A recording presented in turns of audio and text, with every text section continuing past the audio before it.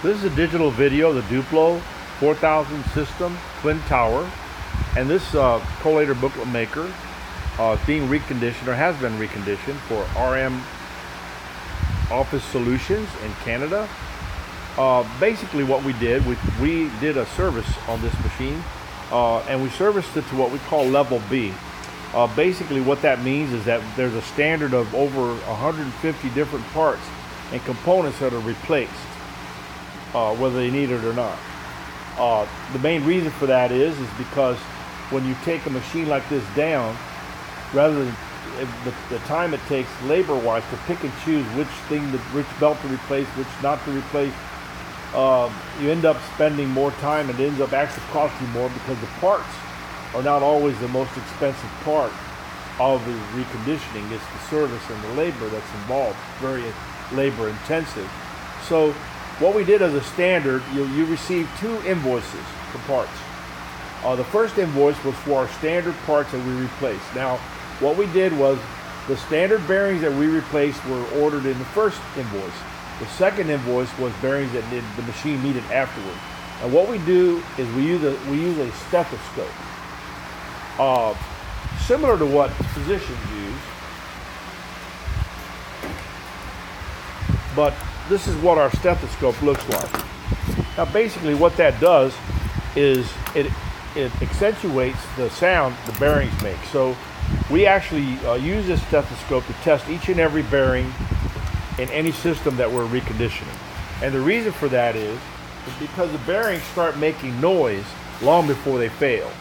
So that's one way to make sure that we can catch bearings that are about to give you trouble. So what we did was we did a test on the towers. Now the towers typically are higher velocity. Your rollers are turning at higher speeds than the booklet maker.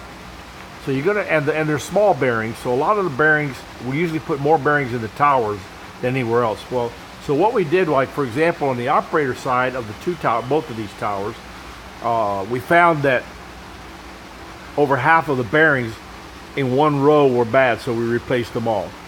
The same thing for the other side. So anytime we find where there's a majority of the bearings on one side are bad, we replace them all. The reason is because it doesn't cost that much to replace them all than to replace just say 8 out of 10 and then have 2 fail, a year or 2 down the road. So the cost of the bearing, time it takes to replace it, isn't really that significant. So most of the bearings on the operator side, non-operator side of this system were replaced.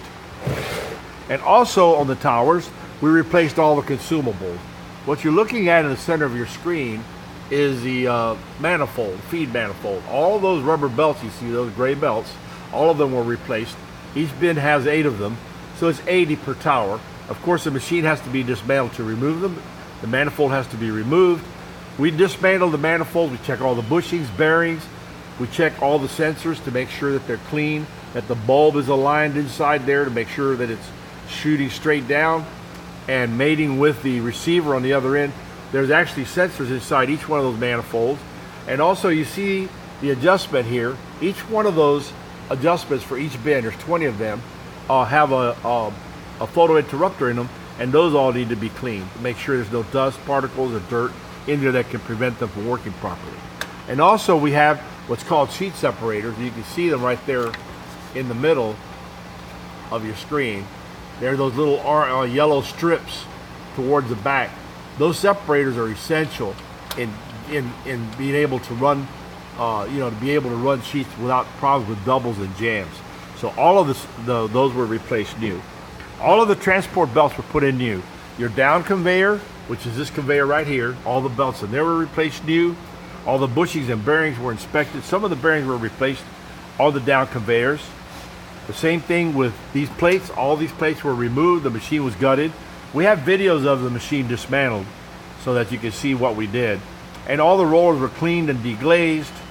Also, these plates, we coat those aluminum plates, these right here, with a special cleaner that actually makes them resistant to picking up ink and toner, and makes the sheets just glide through them a lot better. So basically everything that the towers needed: bearings in the drive, belts in the drive, the exit belts, which are the belts down here at the bottom that bring the sheet out to the outside, the belts, and some of the bearings on your transfer unit right there in the middle of your screen. That's that little conveyor right there. And the belts and some of the bearings on your lift unit were replaced new. And of course, all the rollers, any rollers that were inside that were deglazed and cleaned. Now the booklet maker, all the belts were replaced. All the transport belts are new. The drive belts are new. The drive chains are new. Anything that drives this thing has been replaced as far as drive belts are concerned. Same thing with the trimmer. The trimmer also has brand new blades. Also brand new belts. The stitch heads were in pretty good shape, but we had to dismantle them and clean them and replace the cutters. And that was basically all the stitch heads needed. We put 2 brand new spools of wire on your machine. Now the rollers were removed and resurfaced. Those are the fold rollers you're looking at right there. And then underneath we replaced the secondary fold rollers with those like the brown tan looking. Those are rubber rollers that are covered with a rubber similar to what Duplo uses on the new machine. And rubber rollers have really been a huge improvement in dealing with folding digitally printed material. So the trimmer and the machine, of course, has been tested. We'd run a lot of paper through it. We also did training for Don to help him get a better understanding of the machine. Now, included in this reconditioning is also 90 days of telephone technical support. And we want you to encourage your operator with any questions, problems that they may have, to feel free to call us, because that's what we're here for. And we want to make sure that if any issues arise or any problems with the machine, that we're able to support you and help you resolve it. Also, any help you need when it's being reinstalled, because the installation is very important. We actually installed your machine here like we would if we were installing it in your facility. So be sure to have them contact us, so I'm really happy to walk you through step by step in the installation. The other thing too, on the booklet maker, we found some things that that were set up improperly. One thing we found was that the control chip, the ROM chip on the motherboard, was the wrong one. It was actually for a sheet by sheet 4000. The difference is that this 4000 is designed to run with a collator. The PC board that someone replaced your PC board, the one they put in there, was designed for one of these booklet makers that's designed to run with a copier. And of course things are different because the sheets come in one at a time from the copier, and then when the set is complete, the copier sends a signal for the booklet maker to stitch, fold, and trim. Also, the way the paper's jogged, everything that happens is different from the way it would be if it ran on a collator, because a collator delivers a completely collated set to the booklet maker. So a lot of the things weren't working right on the booklet maker. It wasn't jogging properly, it wasn't stapling properly, because all of the timing and things that have to happen were set up differently on the ROM chip. Then we put the correct ROM chip in there, and basically too, with the screen, we put brand new batteries in the screens. So the batteries are good for a couple of years. We recommend that every 2 years they replace them, need it or not. But you know, because it depends on how long the tower's set. The longer they set without being used, the shorter period of time the batteries last. And we also calibrated your touch screens. Everything's working fine there as far as your touch screens are concerned. Now, what we did find also was that the towers were running at different speeds, but we corrected that by getting both towers running the same speed, which helps a lot when you're running both towers together.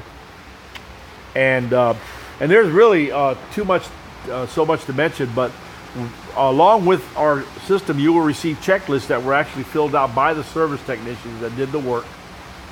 We use checklists here to make sure that everything's looked at when we're doing these reconditioning. So you have a checklist for the trimmer, one for the booklet maker, and one for each one of the towers.